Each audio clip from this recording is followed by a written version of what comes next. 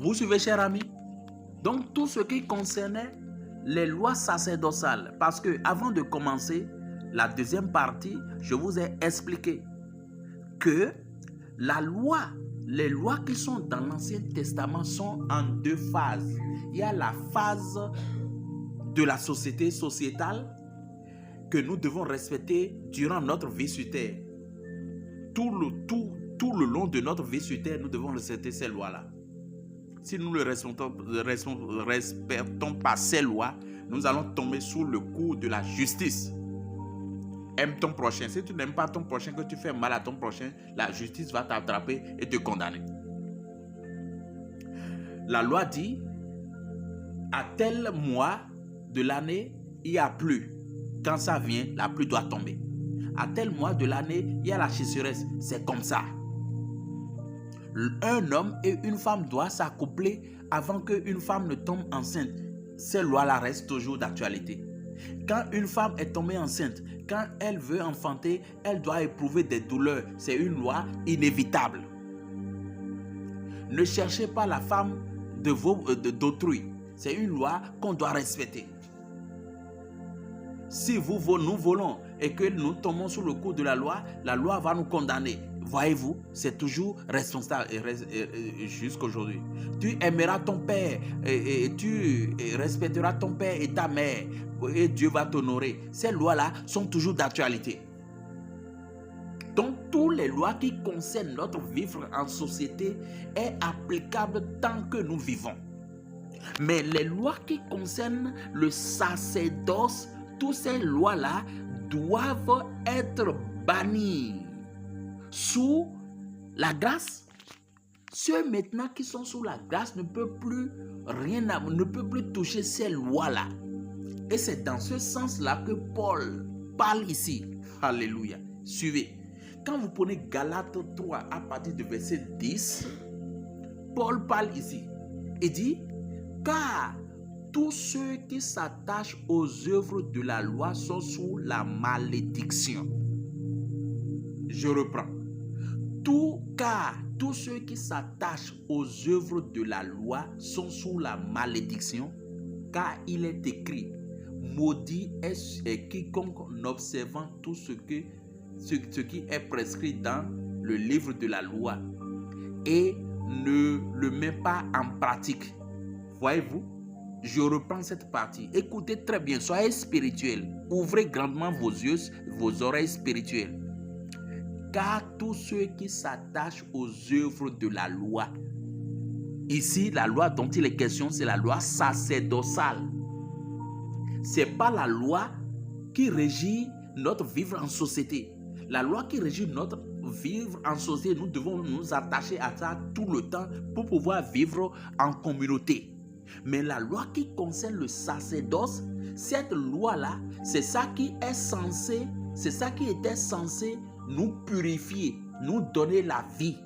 Mais ces lois-là, ceux qui renferment ces lois n'ont pas pu donner la vie. Voilà pourquoi Paul dit que à cause de leur inutilité, leur impuissance, il faut le changement. Donc ici, quand vous êtes sous la grâce, la loi qui concerne le sacerdoce, ces lois-là, on dit ici, ceux qui s'attachent à ces lois sont sous la malédiction. C'est parce que j'ai tué un mouton et que le sang est versé sur le prospiatoire que j'ai la vie sauve. Vous êtes sous la malédiction. Parce que le seul sang qui sauve aujourd'hui, c'est le sang du Seigneur Jésus-Christ. Voyez-vous? Si vous considérez un temple construit littéralement de main d'homme comme la maison de l'Éternel ou bien la maison de Dieu, vous êtes sous la malédiction. Le temple, aujourd'hui, nous comprenons que c'est le corps humain. Vous suivez ça? Qui est en la personne de Jésus. Donc, considérez dorénavant le temple de Salomon comme la maison de l'Éternel, vous êtes sous la malédiction. La dîme qui faisait partie des lois sacerdotales, si vous continuez toujours pas à percevoir ou bien payer cette dîme-là sur le plan littéral, vous êtes sous la malédiction. Ce n'est pas une loi qui régit la société, c'est une loi qui est du côté du sacerdoce. Vous comprenez ça? Alléluia. Restez dans les Écritures, restez dans la révélation des Écritures. Il dit dans Galates 3, Paul est clair. Il dit dans Galates 3, verset 10, car tous ceux qui s'attachent aux œuvres de la loi sont sous la malédiction. Quelle loi? La loi qui régit le sacerdoce, pas la loi qui régit la société. Parce que la loi qui concerne la société, nous devons la respecter au jour le jour. Sinon, nous aurons affaire à la justice. Et cela va porter préjudice sur notre vie dans la société. Mais quant au livre de la loi qui concerne le sacerdoce, on dit tous ceux qui s'attacheront aux œuvres de cette loi-là, sont sous la malédiction. Car il est écrit, maudit quiconque n'observe pas tout ce qui est écrit dans le livre de la loi et ne le met pas en pratique. Ce qui veut dire quoi? Si vous voulez dire aujourd'hui que vous allez payer la dîme qui fait partie de la loi sacerdotale, alors continuez toujours avec les moutons. Continuez toujours avec les sacrificateurs lévites. Continuez toujours avec le temple de Salomon. Je ne sais pas si vous comprenez. Tous les rites qui se faisaient dans le temple là, continuez toujours avec ça. Ne manquez pas ça. Si vous pouvez respecter tout ça là à la lettre, bon, tant pis pour vous. Mais ne prenez pas une partie et laissez une partie. Vous êtes sous la malédiction. C'est ce que les Écritures disent ici. Et c'est ce que nous qui avons les sceaux aujourd'hui, nous parlons parce que nous avons les regards clairs dans les Écritures. Quand les sceaux s'ouvrent, nous parlons sans ambiguïté, sans ombre. Tout est clair. Donc, il dit ici, si vous allez respecter le fait de payer la dîme, alors respectez toute la loi. Mais si vous dites, nous payons la dîme et que si vous péchez, vous criez le sang de Jésus, vous êtes sous la malédiction. Parce que si vous devez payer la dîme, alors respectez tout ce qui concerne la loi sacerdotale. Et vous devez la payer à un sacrificateur lévite. Vous comprenez ça? Continuons. Quiconque ne sait pas ce qui est écrit dans le livre de la loi et qui ne le met pas en pratique. Et je suis au verset 11. Et que nul ne soit justifié devant Dieu par la loi. Cela est évident puisqu'il est dit, le juste vivra par la foi. Donc aujourd'hui, notre foi en Jésus-Christ, c'est ça qui nous sauve spirituellement. Parce que la chose concerne la vie spirituelle. Donc pour être pur devant Dieu, il faut la croyance en Jésus-Christ. Un point, un trait. Si vous croyez en Jésus-Christ, vous avez cru à son sacrifice qui a aboli le sacrifice des animaux. Vous croyez au temple de Dieu qui abolit le temple de Salomon. Vous comprenez? Ainsi de suite. Maintenant, il dit, or, la loi ne possède pas la foi. La loi ne possède pas la foi. Si vous avez foi, rien ne vous concerne au niveau de la dîme. Rien ne vous concerne au niveau des temples littéral. Rien ne vous concerne au niveau des animaux qu'on tuait et que le sang est versé sur le prospiatoire. Rien ne vous concerne plus dans ces choses-là parce que la loi ne possède pas la foi. La loi et la foi, c'est deux choses différentes. Voyez-vous? Mais elle dit, celui qui mettra ces choses en pratique vivra par elles. Voilà. Si vous allez mettre le fait de payer la dîme, le fait de prendre, de suivre toutes les lois là, prenez toutes les lois là et vivrez par elles. C'est aussi clair que ça. Christ nous a rachetés de la malédiction de la loi, puisque la loi est impuissante. Nous venons de lire. Et la loi n'a pas amené la perfection. Alléluia. Dit Paul, la loi n'a pas amené la perfection. La loi n'a pas amené la perfection. Puisque la loi n'a pas amené la perfection, donc il y a toujours le péché. Il y a toujours la malédiction. Donc la seule chose qui amène la perfection, c'est notre croyance en Jésus-Christ, sous la grâce. Et voilà pourquoi il dit ici, au verset 13, Christ nous a rachetés de la malédiction de la loi, étant devenu malédiction pour nous, car il est écrit, maudit est quiconque est pendu au bois.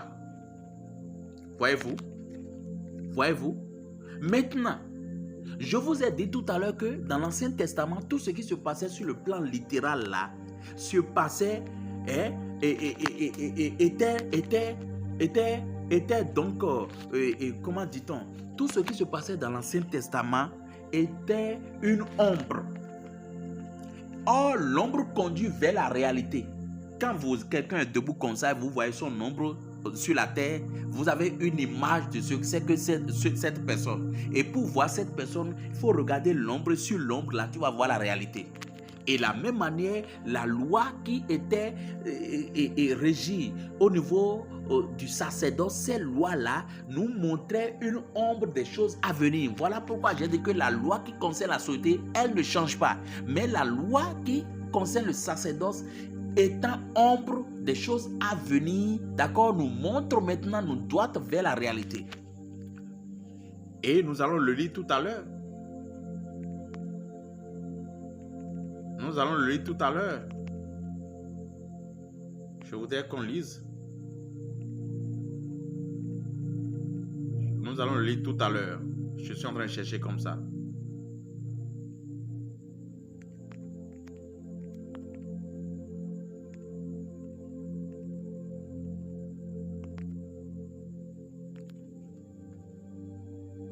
Voilà. Je prends Galates 3, toujours 3. Verset 23. Vous suivez? Je vais même en haut. Je vais même en haut pour que vous puissiez bien comprendre. Alléluia. Écoutez. On dit, je parle depuis le verset 18. Car si l'héritage venait de la loi, il ne viendrait plus de la promesse. Or, c'est par la promesse que Dieu a fait à Abraham ce don de sa grâce. Pourquoi donc la loi, elle a été donnée ensuite à cause des transgressions, jusqu'à ce que vint la prospérité. Alléluia. Suivez. Suivez.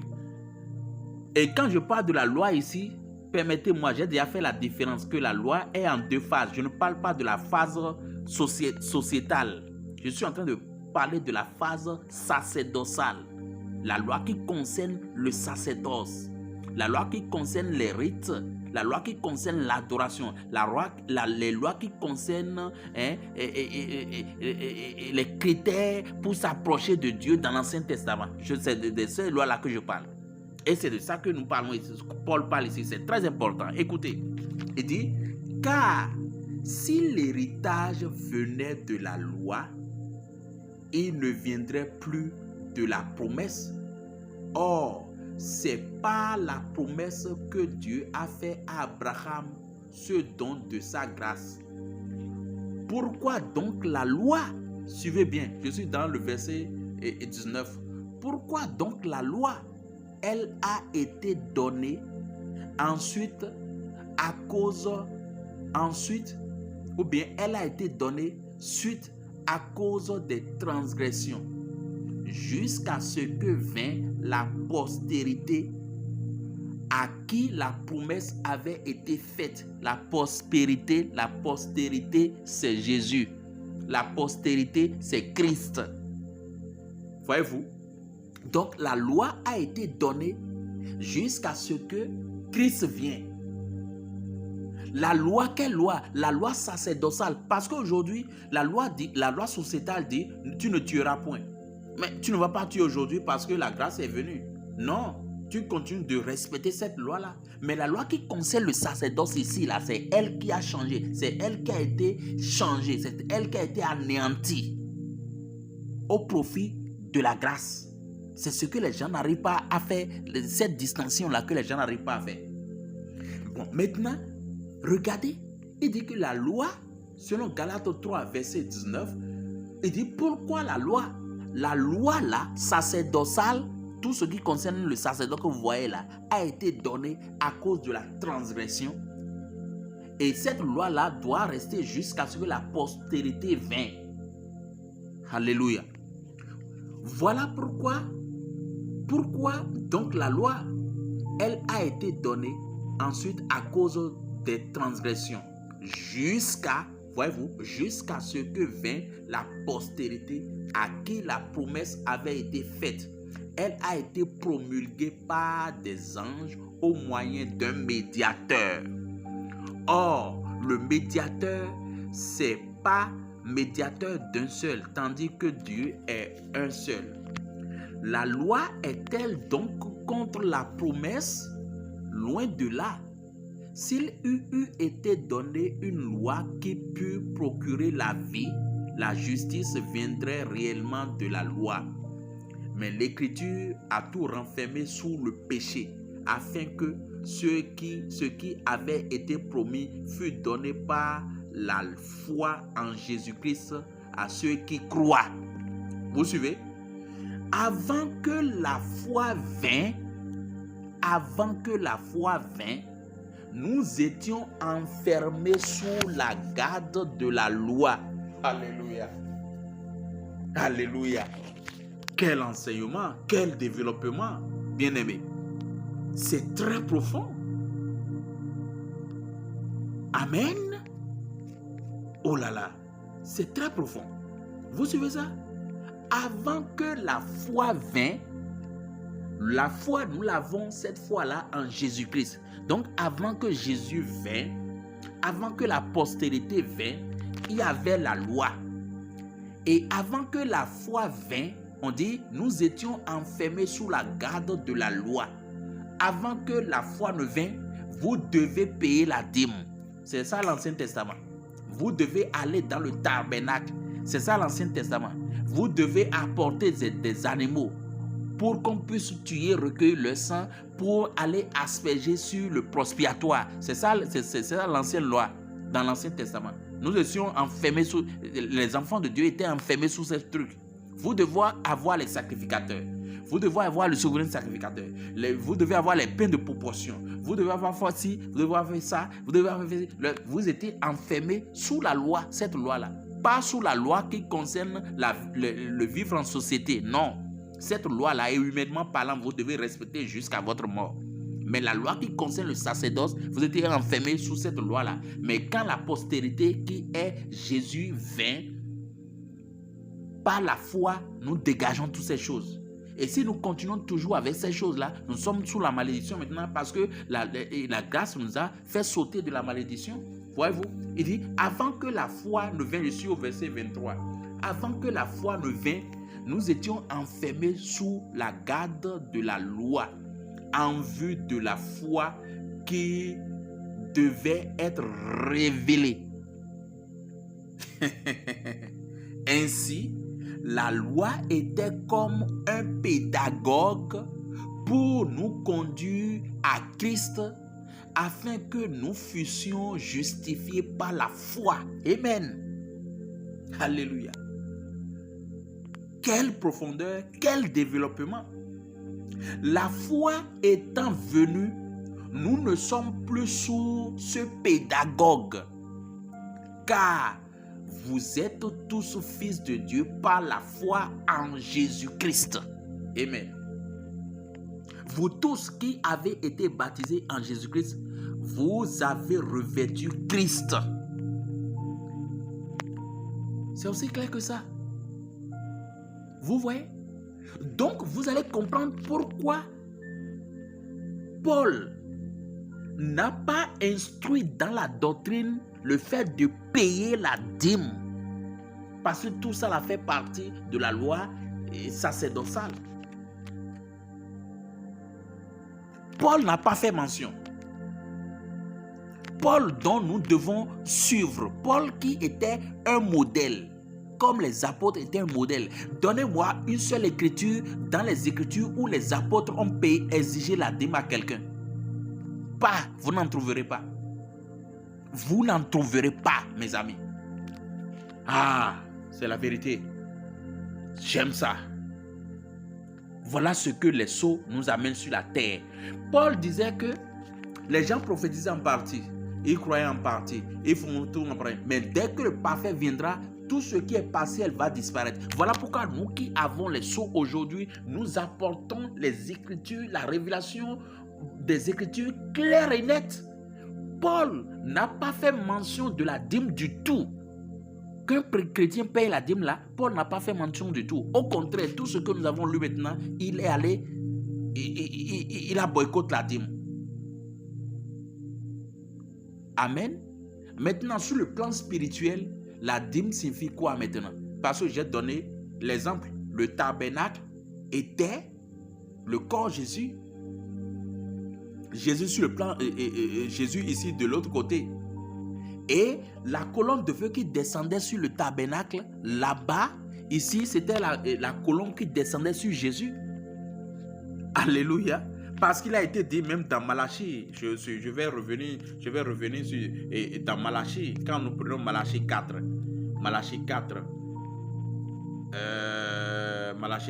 ou bien Malachie 3, Malachie 3, je vais prendre Malachie 3. Il dit, voici, j'enverrai mon messager, il préparera le chemin devant moi. Ce messager-là, c'était Jean-Baptiste qui a préparé le chemin pour le Seigneur. Et soudain entrera dans son temple le Seigneur que vous cherchez. Et le messager de l'alliance que vous désirez, voici, il vient, dit l'Éternel des armées. Et nous avons vu que cette écriture est accomplie au temps de Jean-Baptiste. Le messager dont il est question ici, c'était Jean-Baptiste. Il a préparé le chemin pour le Seigneur. Et quand le Seigneur est arrivé, quand Jésus est arrivé, l'Éternel est rentré dans son temple sous la forme de la colombe descendant sur Jésus. Soudain, le Seigneur que vous cherchez entrera dans son temple. Mais comme les gens n'avaient pas le jeu spirituel, comme les gens ne savaient pas que le temple avait changé de forme, eux, ils attendaient toujours à ce que le Seigneur vienne dans le temple de Salomon. Voilà leur péché. C'est parce qu'ils n'avaient pas compris. Alors que le Seigneur était rentré dans son temple ici, dans le corps de Jésus, parce que le temple réel dont il était question, c'était l'être humain Jésus. Vous voyez ça? Amen. Vous voyez ça? Donc maintenant, le temple, ici dans la réalité, c'était Jésus. Les animaux qu'on tuait, dans la réalité ici, c'était Jésus. L'agneau de Dieu qui ôte le péché du monde. La colombe de feu qui descendait sur le temple ici, c'est la colombe qui était descendue sur Jésus. Voyez-vous? Maintenant, la dîme qui était payée, d'abord le souverain sacrificateur là-bas, là, à qui venait la dîme, le souverain sacrificateur qui était mortel là, ici, c'est Jésus-Christ l'immortel. La dîme qui était convoyée vers le souverain sacrificateur là-bas, ici maintenant, vous savez qu'est-ce que c'est que cette dîme-là? C'est votre âme. C'est votre vie qui retourne à Dieu, le souverain sacrificateur. Donc, sous la grâce, une fois que vous avez la foi en Jésus-Christ et vous dites, je confie ma vie dans tes mains, je crois en Seigneur, je remets ma vie dans tes mains, votre âme retourne à Dieu. Et votre âme, c'est ça, la dîme qui retourne vers le souverain sacrificateur qui est Dieu, qui est Christ, l'immortel. Votre âme, la dîme, est immortelle. Et ça retourne au souverain sacrificateur, l'immortel qui est Christ. Chaque arbre doit produire de son espèce. Là-bas, le souverain sacrificateur qui est mortel reçoit une dîme aussi périssable. Parce que vous laissez la dîme, vous laissez la nourriture là-bas, là, ça périssait. Le souverain sacrificateur aussi périssait. Donc, ce qui est périssable allait vers quelqu'un périssable. Ici, dans la réalité, ce Melchisédek, ce souverain sacrificateur qui était périssable là-bas, ici, c'est Jésus l'impérissable. Donc, la dîme qui devrait retourner à ce souverain sacrificateur qui est Christ ici, doit être aussi quelque chose de la même nature que Christ qui est impérissable. Donc votre âme impérissable est la dîme qui retourne au souverain sacrificateur qui est Christ impérissable. Alléluia. Vous suivez ça? Donc la dîme ici, dans sa réalité, c'est votre âme qui retourne à la théophanie qui est Christ Jésus, le souverain sacrificateur. Et cette dîme-là, c'est la 10e partie de votre être. L'être que vous êtes là, vous avez 5 sens dans le corps, 5 sens dans l'esprit. Et quand vous prenez le corps et l'esprit, les 5 sens font les 10. Et ce que vous avez sur les 10 là, c'est votre âme. Votre être humain, quand vous prenez le corps, a 5 sens, l'esprit a 5 sens. L'âme a une seule sens qu'on appelle la foi. L'âme se nourrit de la foi. Le seul sens que l'âme a, c'est la foi en Jésus-Christ. Donc, votre âme a une seule sens. Et c'est le seul sens qui est l'âme là, au-dessus des 10 que nous venons de citer. C'est ça qui est la dîme que vous remettez au souverain sacrificateur qui est Christ. Amen. Donc aujourd'hui, si vous êtes fils de Dieu, sachez que votre vie qui est l'âme là, c'est ça la dîme que vous apportez au souverain sacrificateur qui est Christ. Votre dîme est immortelle. Et cette dîme immortelle est convoyée au souverain sacrificateur immortel qui est Christ. Voilà. Et pour terminer, je m'en vais vous lire un verset que j'ai l'habitude de lire, mais je voudrais que nous le relisons. D'accord? Je suis dans 1 Corinthiens.